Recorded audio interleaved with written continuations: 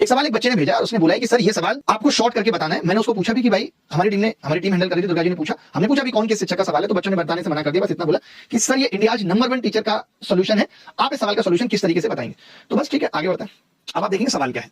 सवाल ये था कि the mark up percent, discount percent, profit percent का ratio 16:5:7 if the article is marked at 288 higher than CP. CP से MP जो है वो 288 ज्यादा है। एक एक बच्चे को समझ में आना चाहिए। Find the amount of discount given, ये आपको बताना था। तो ये तरीका हमारे पास होता है कि हम मार्क अप को 16x% मान लें, डिस्काउंट को 5x%, प्रॉफिट को 7x% मान लें। फिर M-D ये वाले फॉर्मूले थोड़े अपर लेवल के, मुझे भी नहीं आते उतने। फिर हमने x यहां से 5 निकाल लिया। जब x हमने 5 निकाला तो डिस्काउंट आ गया 80%, तो 5 और 9 का रेशियो हो गया।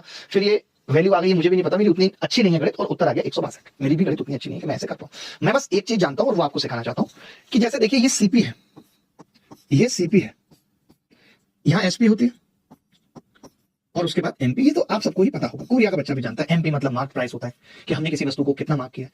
तो सवाल में इतनी सी बात कह रहा था कि सीपी से जब हम मार्कअप तक गए, कितना मार्कअप किया, तो वो चीज 16 है। अब वो 16 का मल्टीपल है, 16x है, आप x लिख सकते हैं समझने के लिए, लेकिन मैंने बोला कि वो 16 है। सीपी से एमपी तक की दूरी आपने खुद बोला है कि 16 है, 16 है। अच्छा प्रॉफिट कितना है, तो आप कहेंगे कि जी मास्टर साहब प्रॉफिट है।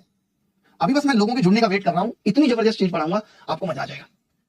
भगवान ना करे आपने कहीं पढ़ रखे हो, मुझे पता नहीं कि आपने पढ़ रखी है कि नहीं, बताइएगा आप ही कमेंट करके कि पढ़ रखी है कि नहीं। ठीक है, सीपी हो गया। आपने कहा जी सीपी से एमपी कितना जाता है, +16। ठीक है, ये एसपी। अब मैं ये कह रहा हूं कि जो लाभ है दुर्गा जी वो कितना है, 7। यानी मैं ये कह सकता हूं सीपी से एसपी की दूरी कितनी है, +7। अब बस मैं आपसे एक बात छोटी सी पूछना चाह रहा हूं आपसे, अगर सीपी की डायरेक्शन में चलूं, क्योंकि जो भी होगा वो सीपी का होगा, 16x% या कुछ भी, तो यहां से यहां तक की दूरी 16 है, सीपी का ही है ना। यहां से यहां तक की दूरी 7 है सीपी का ही। तो मैं अगर इस दूरी की बात करूं तो वो कितनी है, 9। आप ये कह सकते हो ये दूरी भी सीपी का ही 9 है, सीपी का ही 9 +9। अच्छा वैसे इस दूरी को क्या कहते हैं दुर्गा जी, एसपी और एमपी के बीच की दूरी, डिस्काउंट। अगर एमपी पे डिस्काउंट देते हैं तो एसपी आते हैं, यानी ये दूरी आपसे पूछा है। अब आप खुद देखिए सवाल में क्या है कि क्रय मूल्य सीपी से 288 अधिक है, यानी ये जो दूरी है ये 288 किलोमीटर है। 16 की वैल्यू 288 है, तो एक की कितनी हो गई, 16 एकम 16 और 16 8 128 18, तो 9 की कितनी होगी,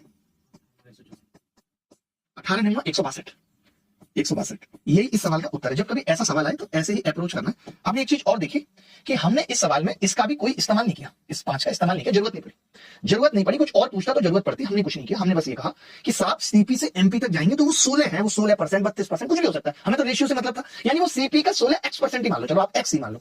लाभ सीपी का 7x%, तो फिर आगे बढ़ेंगे तो सीपी का 9x%। तो मैंने इस दूरी को 2 रेशियो में बांट दिया, 7 और 9। कल को आपसे खाली लाभ पूछ लेता तो 7 की वैल्यू 18 7 126, 18 कहां से आया, 16 की वैल्यू 288 थी, तो साहब यहां से एक की वैल्यू कितनी आ जाएगी, 18 आ जाएगी।